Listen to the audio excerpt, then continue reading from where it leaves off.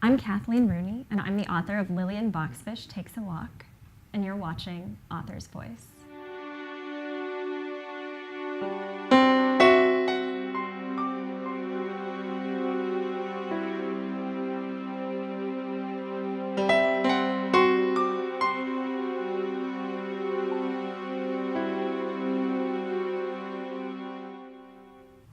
Welcome to Author's Voice, connecting authors to the world.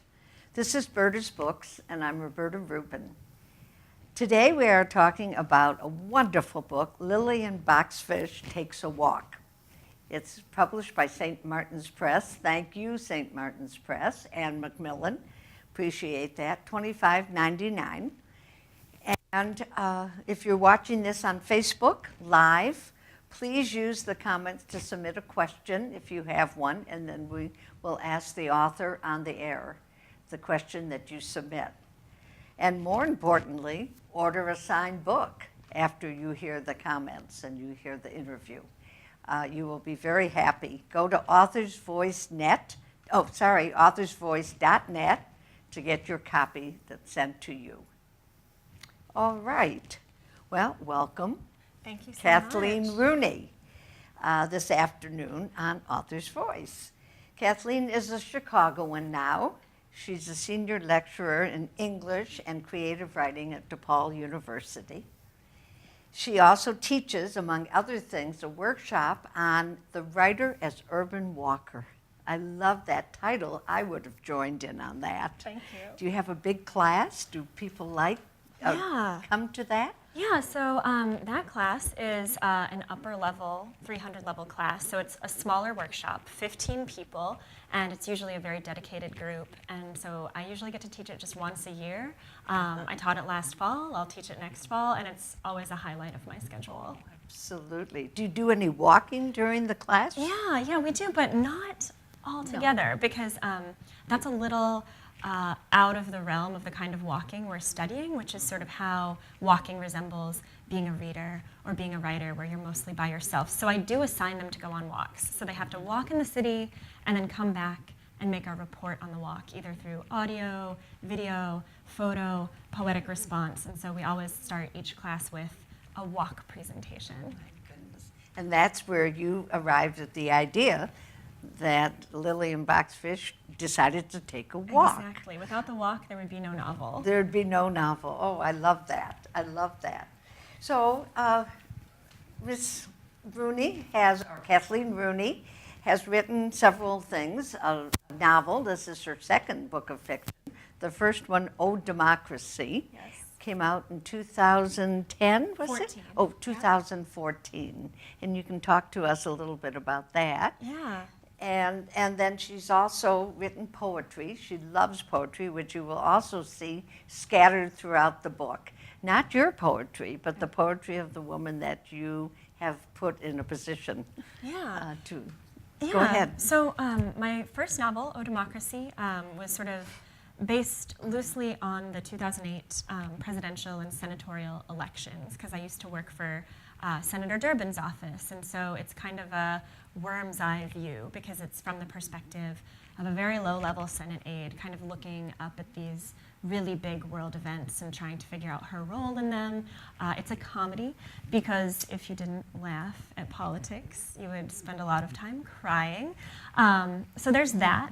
And then, in the poetry, the other piece of sort of your question, just as without the walk, there would be no novel, without Margaret Fischbach, there would be no Lillian. And so Margaret Fischbach is the real-life, highest-paid female advertising copywriter in the world. In the 30s, she was also a poet. So all the poems in the book are her original poems.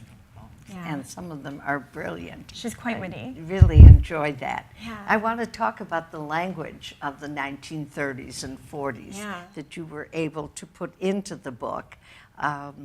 Maybe it's out of sequence, but I want to go back to that and talk about the language and the poetry, which is so very explicit and beautiful. Thank you, so one of the things that was so important to me about the book was getting the voice right, because it is character-driven, it's all told by Lillian in the first person, And so I got to work in her archive, Margaret Fischbach's archive, back in 2007. And that's where I first started hearing her actual voice. And to your point, she just had this very sophisticated, worldly, cosmopolitan, but also super funny perspective on things. And so I love that in her ads, in her poetry, and that was something that I really wanted to channel. Because I think writing historical fiction, you want to get your dates and your places and your events correct, but people had a different mindset back then. So in our language in 2018, yeah, my goodness, it's a lot so of different. You know, fast, quick.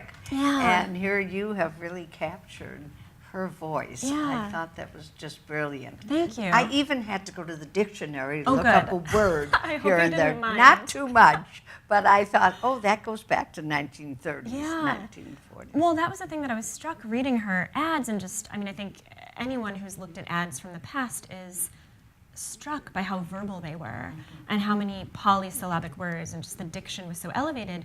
And it wasn't seen as elite. It was anyone could come to a long paragraph of text and know what to do with it. And now everything is much more visual or short or abbreviated. So I definitely like the older style. I like that. I like that.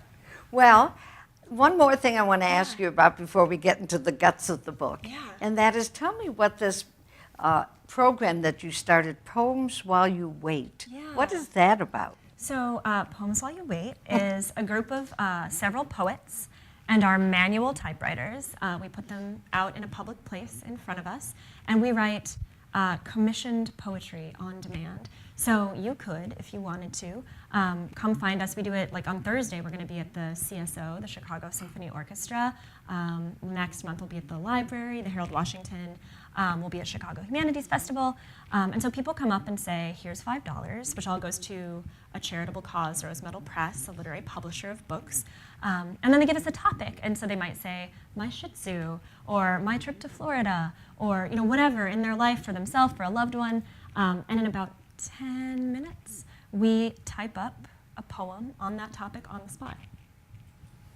Now, you have other poets that Yes. sit with you. Yeah, Are these students of yours or poets? Yeah, or? they're all of the above. So we were founded in 2011. It was my friend Dave Landsberger, who's a poet. He has a book. It was his idea because he did it down in Miami with some of his friends.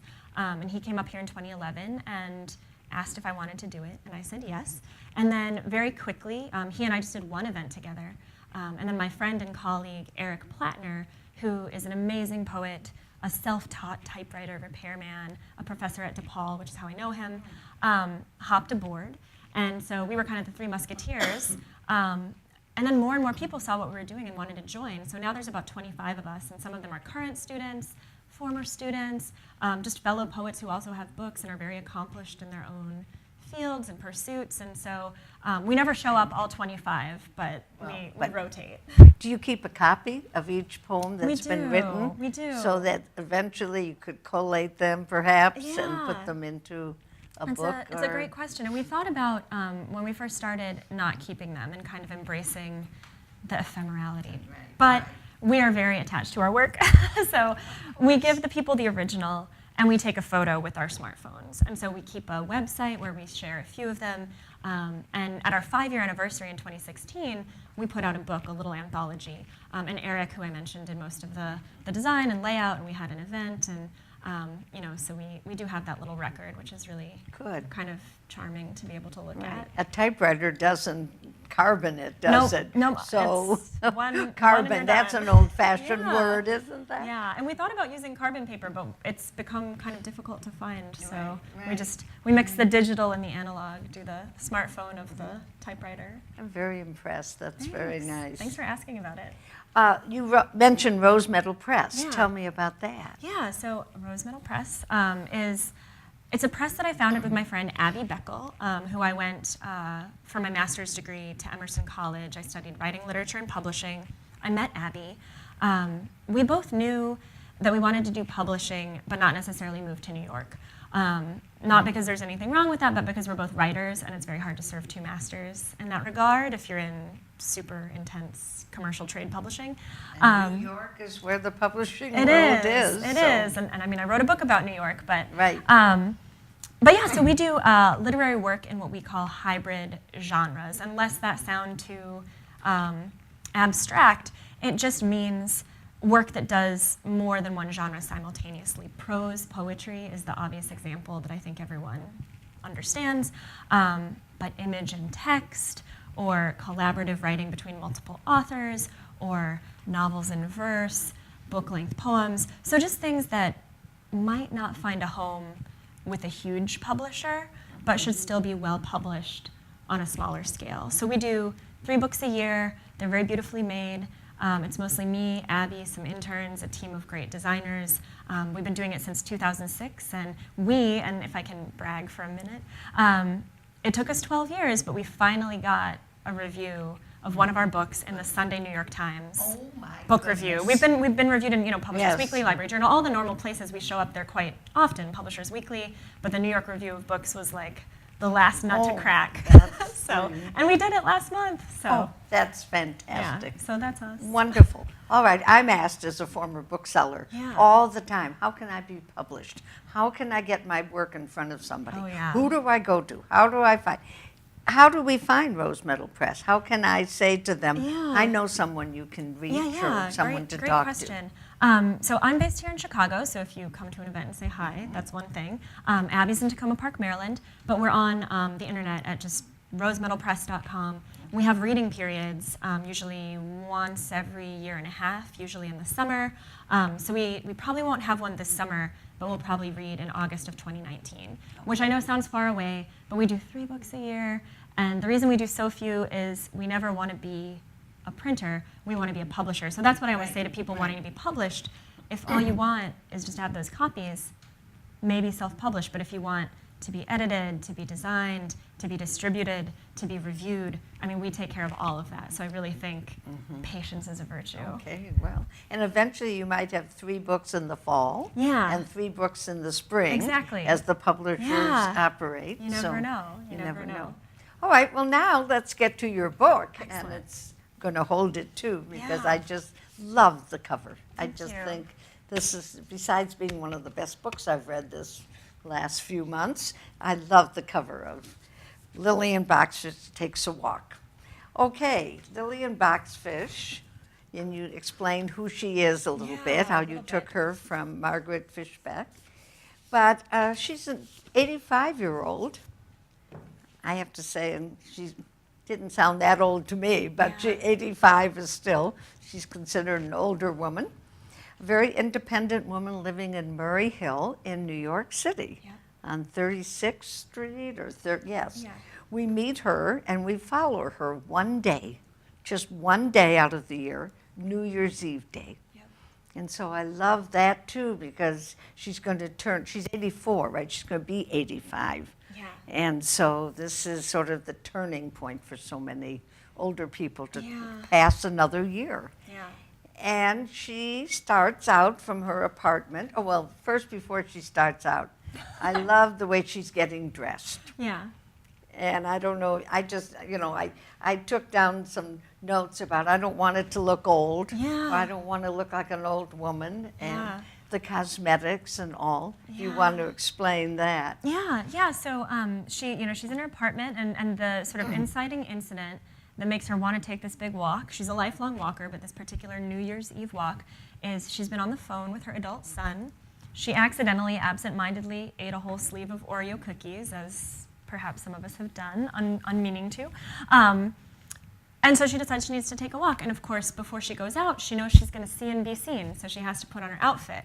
And so, I had a great deal of fun with that. And I'm glad you mentioned the cover, because the artist, Olga Grillik, who is the designer, completely captured what Lillian looks like. She puts on her fur coat, she puts on her hat, she puts on her fire orange lipstick, which when she found out it was going to be discontinued, she bought a ton of them. She bought a whole box. It's something that I do when I know something I love is going to go away. I try to hold on to it.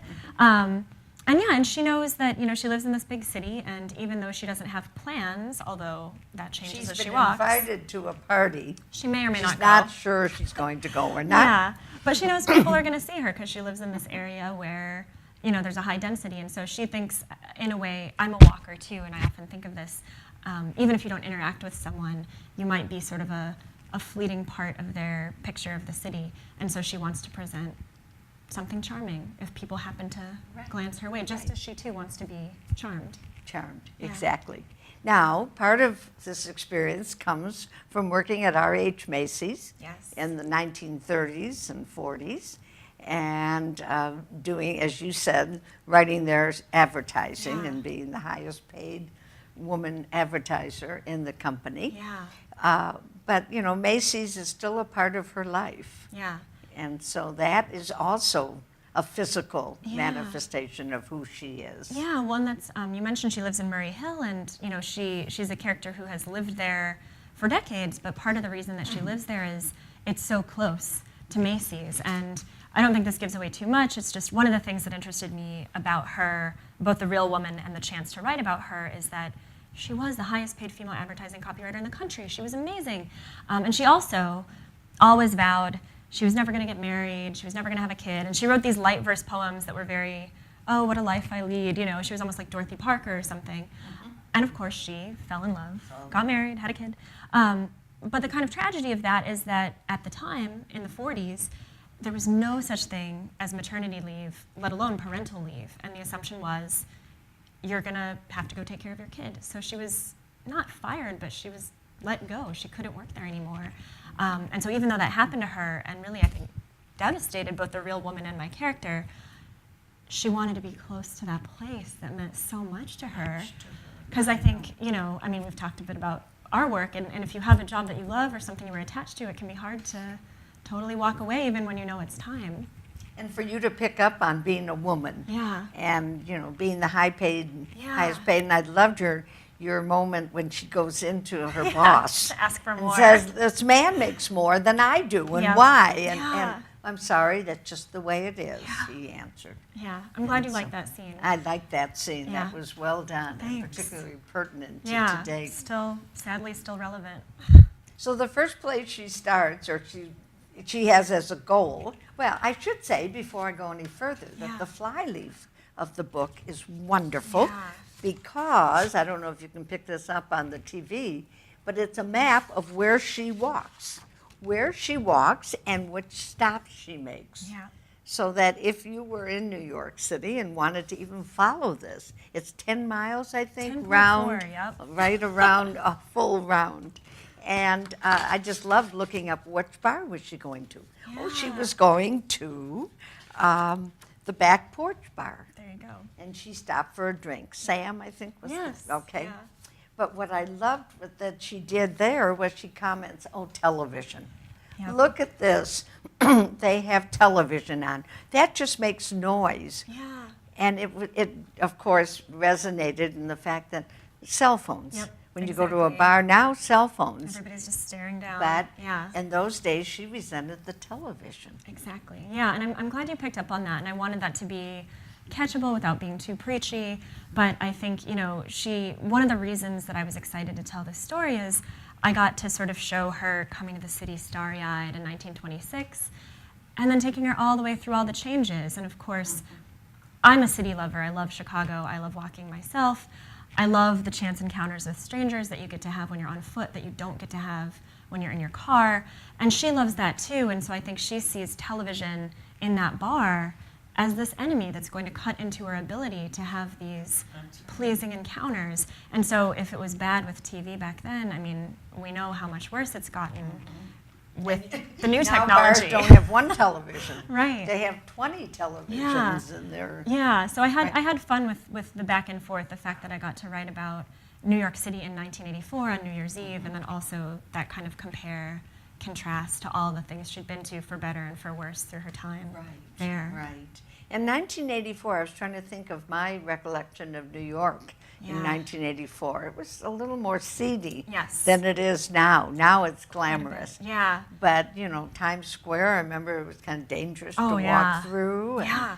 Well, and and I'm glad you mentioned the flyleaf, because one of the things I wanted to do with her walk is make it seem heroic and kind of impressive that she would walk that far, especially at that age, but not implausible. And so I think that as a lifelong walker, I think a lot of people, if you don't have the fortune of living in a city, doing a 10.4-mile walk would be challenging, just because you don't do it all the time. Right. But she is someone, even though she's 84, 85, she lies about her age a little Yes, bit. I know. I know. She could do it, and so I did want to emphasize sort of that it was possible, but also dangerous. And I think that's part of why I picked 1984, because Bernhard Goetz, the subway shooter, was still at large at the time, my and of course that's goodness. in there. And so I definitely want you to get that sense of That this is sounds good not for New York you. in 2017. It's Right. a little rough. Good for you. Yeah. And several times she's offered a ride or Yeah. thought about a cab or whatever. Yeah. But no, she's right in there. Yep.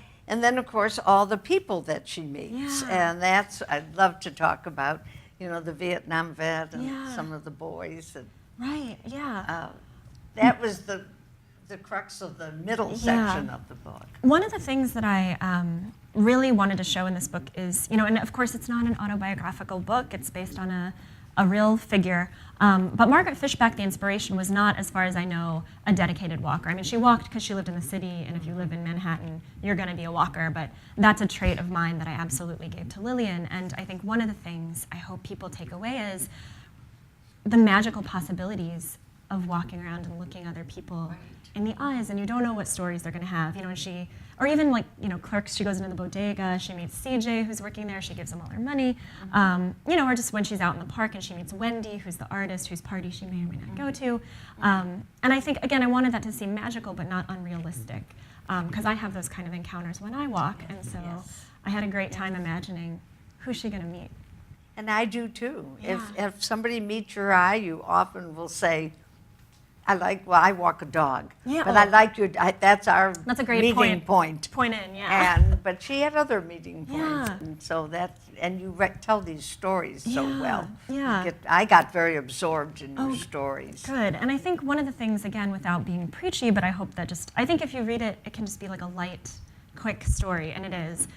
But then if you're left with something, I hope one of the things you're left with is her belief in civility and manners, which is not etiquette. Etiquette is, use the right fork and you shame people, and that is not what she's about. She is not about arbitrary rules, but she is all about treating everyone like they have something to offer.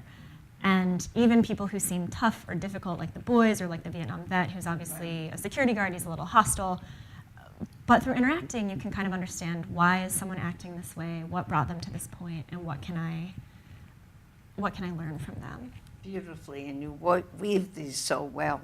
Thank you. We have a question Oh, yay. that comes from the audience. That's so excellent. let me stop Yeah, let's and do read it. it.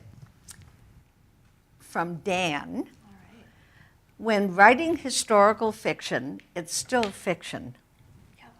Do you ever play with the fact, perhaps placing them in a different order to create tension or for some other reason? Yeah, great question. It is. Thanks, Dan.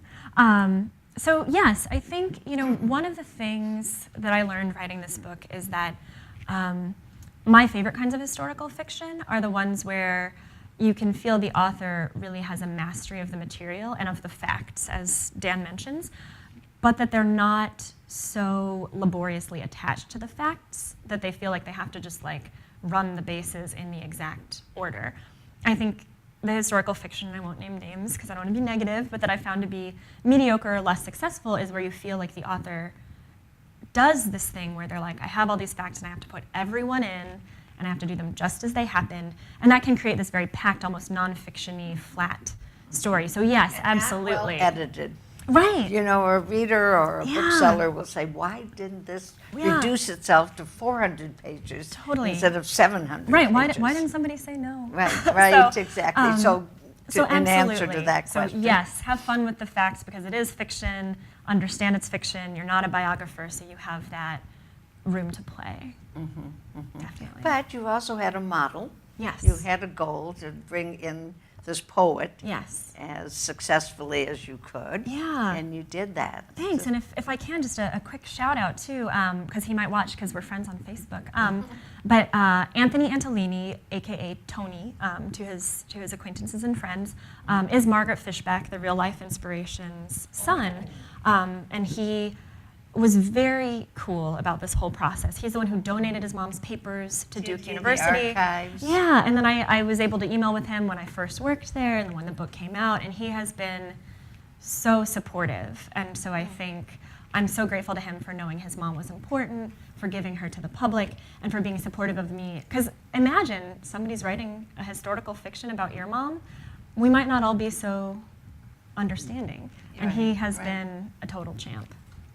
However, I'm a firm believer that if you were to write a biography about it, it probably wouldn't have been any more factual than what you did, because it's hard to write nonfiction and have it exactly right. Totally. So you did a beautiful job in capturing the moment or the feeling of her. Thank you so much. Thank you.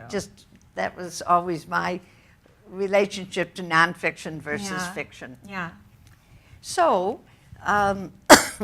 so your love of poetry and your love of the urban city life comes out here. And you chose New York because of Margaret Fischbach being there. Did you ever live in New York? Oh, good question. No, never.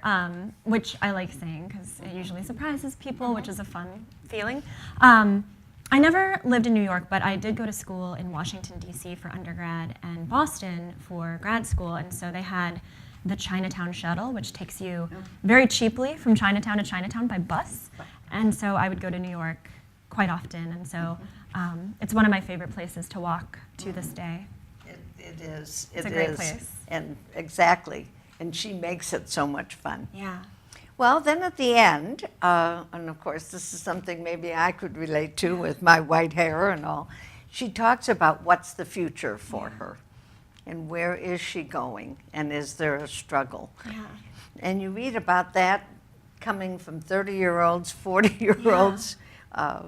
You got into the skin of somebody. I was very impressed. Thank you. Kathleen, that you were able to feel the 80-year-old. Thank you so much. And that means a lot coming from anyone, but especially from someone who really knows what she's talking about. And I think that's one of the things that was most important to me writing this book, was to really not do a cartoon version, not do a shallow version, not just resort to things we assume we know about, you know, quote unquote elderly people, but to really try to sort of show how we kind of are who we are throughout the course of our life, and things change and circumstances change, but we still have that core of who we are that wants to connect and reach out to people and wants to have a future, even though we know the movie only ends one way, time gets shorter, but that doesn't mean we want to just become invisible. And so I really wanted to show this visible, independent Well, woman. and I think that's going to be a large part of your readership. Yeah, The it has younger been. people learning about or reading about New York. Yeah.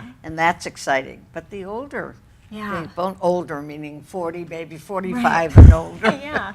Yeah. liking the idea of walking through New York. Yeah, May thank I you. take the pleasure of reading just 3 short paragraphs at please. the end? I think they're so brilliant. Thank you. And it just gives the kind of ties the book all together. Doesn't give away anything, but ties it together.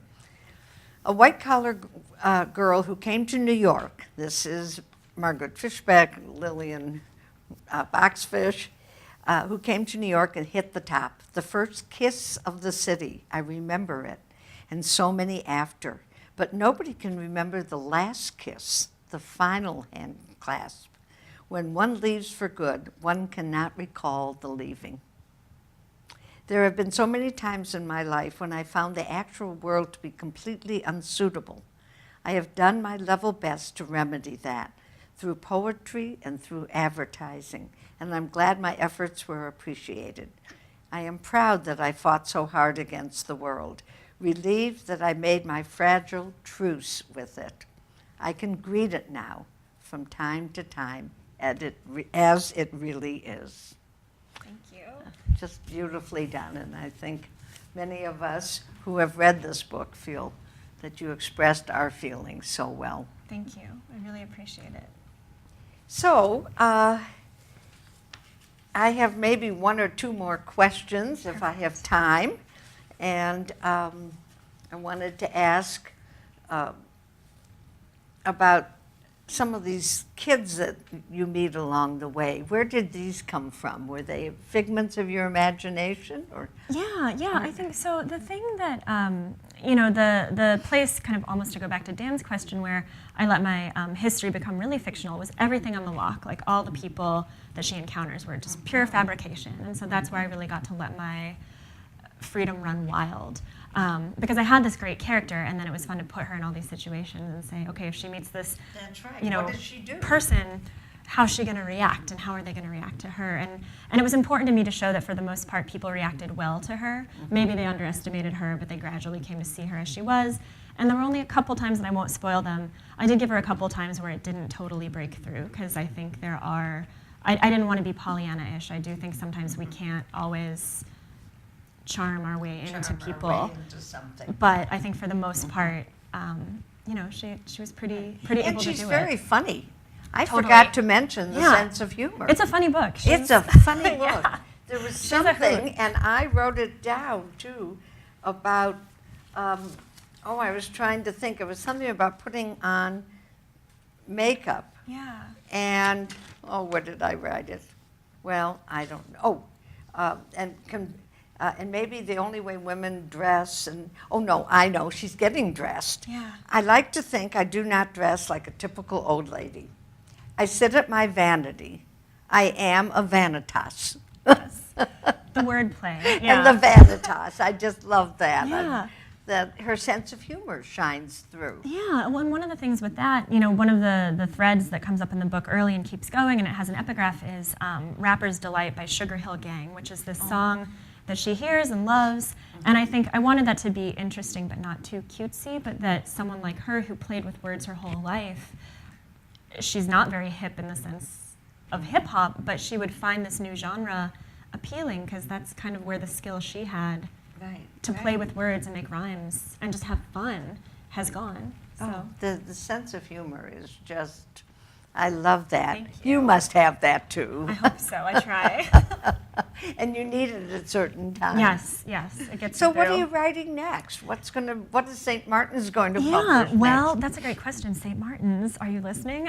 They know that I'm working on something, and I hope, knock on wood, that it's going to be this new project I have about World War I. It's also historical fiction, like Lillian. It's based on a real person, and so without giving away too much, it's about this real-life figure, Charles Whittlesey, who is one of the only standout sort of heroes of World War I. Not that people didn't act heroically, but it was such a mess. It was hard for anyone to distinguish themselves, and he's one of the few people who was sort of famous. But then there's this pigeon, Cher Ami, who was this heroic messenger pigeon who carried this really crucial message for Charles Whittlesey's battalion. And she is stuffed. She is in the Smithsonian. She used to be quite famous, but then, of course, World War II just moved the boundaries of suffering so far out that we kind of forgot World War I. So kind of like Lillian, I've gone back and scooped up Charles Whittlesey and Cher Ami, and I'm trying to tell their story and bring them to light in a way that I think they should be known. And I think that time period now is interesting. Yeah, And it is. sort of the evolution of women after Yeah, World War I. Totally. It was such a big And such a big societal change. Right, So- right. And it was like 100 years ago, you know, this year that it ended. So I think it's people are interested in reassessing it, or at least I hope they are, and I hope St. Martin's will be too. So stay tuned. St. Martin's is a wonderful publisher. They are, and thanks to them, they And thanks. have done a great did you job. influence them on the jacket at all, the cover? I did, yeah. Good for you. they How'd sent- you manage that? They sent a cover, and it was good, but not totally what I had in mind. And I, talked to my agent a bit, and we sent a little bit of constructive critique, and they took it beautifully. And this was their second try, so I have no complaints. They I don't nailed blame you. it. Yeah. Very well done. It grabs you from, and then of Thank course, you. as you're reading it, you turn back and look. Yeah. Is that what she looked like? Thank you. Okay. Well, we're reaching the end of the time we have for this live broadcast, and we've been talking about Lillian Boxfish Takes a Walk by Kathleen Rooney, with Kathleen Rooney, published again by Grand Central St. Martin. Grand Central or St. Martin's? St. Martin's. Thank you. And coming up soon on Author's Voice is, in the future soon, A House Divided, April 14th. Frank Cicero and Creating the Land of Lincoln at noon. That's a Frank Cicero's a friend of mine, and that book is going to be about the development of Lincoln in the Midwest and creating the land around him. Okay, Lit with Love on April 19th, and Stranger Than Fiction on April 20th. A. Smith and the Pitcher and the Dictator. Okay, order your signed copy on authorsvoice.net. And thank you so much for coming. Thank you so much for having me.